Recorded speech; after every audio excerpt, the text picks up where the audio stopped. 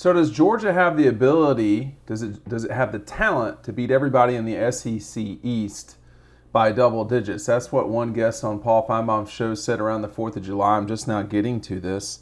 It's certainly not a completely crazy take, but it's easier said than done. And when you look at this division right now, it's not as strong as it's been in the past, that's for sure. But at the same time, this Georgia team is, and at the same time, I should say, this Georgia team is really loaded up and expected to really be a very good team. So the question remains, do you think that they can beat everyone in the East by double digits? I mean, that's, anybody playing in this league, that's going to be a hard task to ask of. One thing that's not hard to ask of is grabbing one of these Stuckies when you're out and about traveling. This is just the pecan log roll. In the future, I'm going to be incorporating more of their delicious treats. But let me tell you, we're very pleased to have Stuckies. If you own a business like an Ace Hardware, a drugstore, a mom and pop, they really should be in your store because they sell well. It's a great representation of Americana, and that's a Georgia-based company. So do you think that the Dogs can get the job done? Not just winning Georgia's only swept in the SEC twice in its entire history, meaning not lost a game. And that's going off memory. I know that they, in 2018 and 2019, they lost to South Carolina. But 2017 and 18, they swept through the Eastern Division and didn't lose a game. So can they do that, but can they win each game by double digits? Well, let's slowly go through each game. This is going to be one of the few videos where I completely ignore the fact that Georgia opens up with a top 5 matchup against Clemson. Second week is UAB, so you got a little bit of time to get ready for South Carolina, their brand new coaching staff and so forth coming to town. That's going to be a night game in Athens. 7 o'clock in mid-September. It's going to be probably very muggy, tough conditions to play in, but night is not as bad as during the day.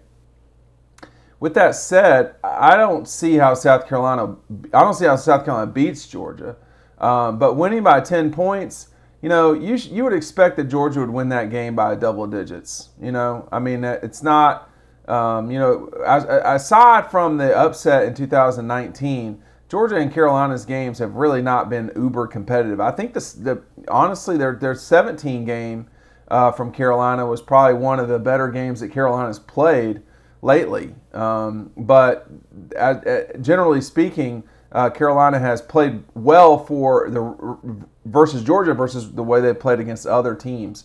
So that's something to keep in mind. But I don't know that I would expect them to stay within 10. I think that's asking a lot, actually, of South Carolina on the road.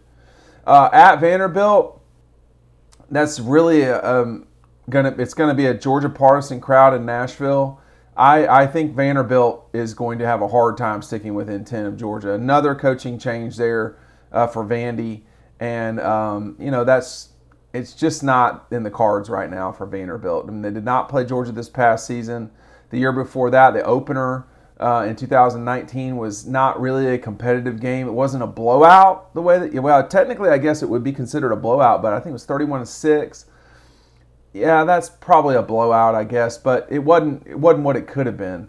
And then, in 18 and 17, those games just weren't, super competitive in any way. You skip Arkansas and Auburn, which could be challenging games for Georgia. Who knows? Kentucky and Athens certainly could be within 10 points. And for people who are like, what are you talking about? I don't think it necessarily will be, but you're talking about a Kentucky team that tries to match Georgia physically with what they do. A season ago with Kentucky, and albeit a limited Georgia offense at the time, that Kentucky team stuck with Georgia for the bulk of that game. That was an 11-point win for Georgia. It was one of the ugliest decisive wins I've seen in a long time. Make sure you're staying at the end for my Stucky Scoop as well. That's a sponsored segment here we have on Dog Post. But that Kentucky game, that was not ideal.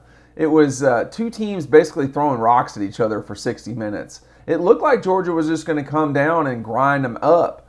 But it's tough to do that to Kentucky, to be honest. I think you got to throw it a little bit.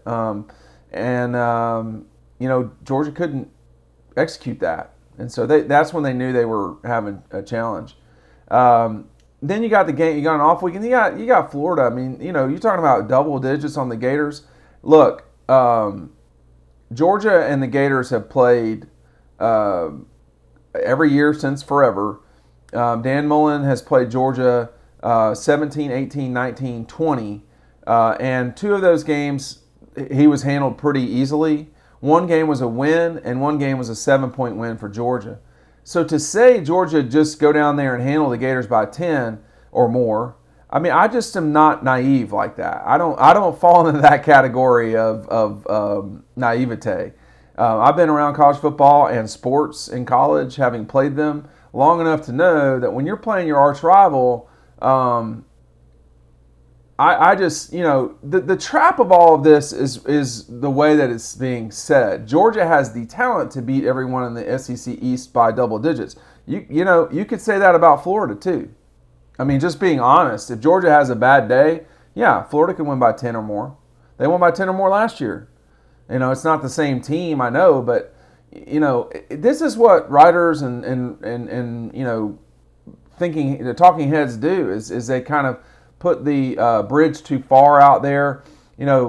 I'm just going to tell you right now, that's not what you're thinking going into the game in Jacksonville at all. I don't know.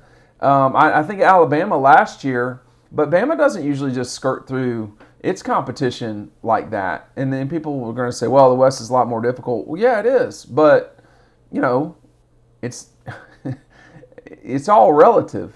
And, Georgia plays Western schools too, Auburn. And, you're not just going to always roll through this league. Clemson doesn't roll through the ACC. Oklahoma doesn't roll through the Big 12. What I learned playing college sports was if you're playing someone in your league, particularly if you're playing them on the road, you'd better get ready because there are no rules and no one's scared of you. So that's just what it is. And I think that's the part that folks need to remember here is you're going out to Jacksonville, you're not just going to roll the ball out there or even really play well and win by 10-plus points. That game's going to come down to the third and fourth quarter. It did last year, believe it or not, and it will this year too. Then you have the last two games of the Eastern schedule, which one is particularly interesting. Okay, you've got Missouri coming to Georgia the week after Georgia, Florida.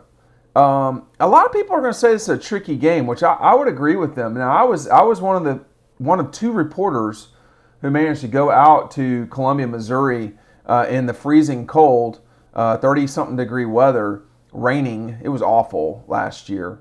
I think I was the only reporter who went to every single game in 2020. And that Missouri game, you could see that Missouri has positive momentum moving forward as it relates to their offense and just kind of where they're going. I'm not sure that they are going to be able to hang around with Georgia and win. With that said, they certainly could stick around within 2 touchdowns. I mean, that game was tight at half in Missouri last year. Missouri didn't do a lot, but they stopped Georgia from doing a lot until the third and fourth quarter, and then they couldn't do anything against Georgia. So that's a tricky one, Florida for sure. And then at Tennessee, the last SEC game of the year. This is a game that got moved back, as we all know, just because of TB. And they're wanting more competitive games later in the year. So Georgia and UT slid back. Auburn, Georgia slid up. And this is the new reality. I have a hard time believing Tennessee will stick within 10 of Georgia. Even up at Neyland. It's a tough place to play, no question. 2 years ago at Neyland in 2019, that game, which was a blowout, did not feel like a blowout for about a half. And then Georgia settled down and blew them out. But it's not a Tennessee team right now, and I'm recording this in July, that seems like it's capable of really fighting with the Georgias and Floridas of the world. I think that you got a little bit of ways to go for that. So again, and I would put it this way before I get to Stucky's scoop. When reporters put it, or talking heads say Georgia has the talent to beat everyone in the SEC East by double digits, well, I mean, it's kind of a trap, right? Because if you're saying they don't do that, then there's something wrong with Georgia, and you get straight on to the criticism of Georgia, which perhaps they deserve it. I don't know. Or they do it and it's not impressive. So here's a Stucky scoop. In the we're coming on 30 years of divisions in the SEC. The only time in 30 years ever that Georgia has won all of its games in the East by double digits was, and I'm going to go through the list here real quick. I don't want to do it too quick.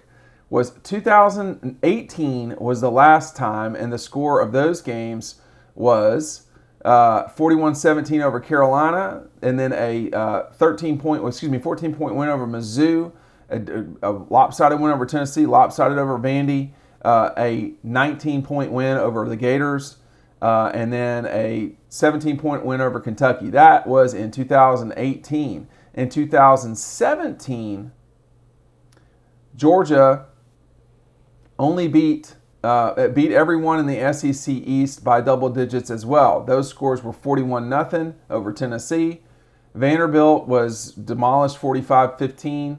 This game was tighter than, for a little bit, Missouri 53-28, 42-7 over the Gators, and then 24-10 over Carolina, 42-13 over Kentucky. So in the almost not quite 30 years of playing in the SEC East, Georgia has done what is being talked about in this video exactly twice.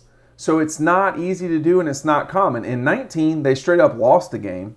They only beat the Gators by 7 that year. So you have to have things, you have to be really good, and you have to have things go your way a little bit. Well, that's our Stucky Scoop. We want to make sure you're going over to dogpost.com. Media Days is coming up quickly. We'll see you over on the website.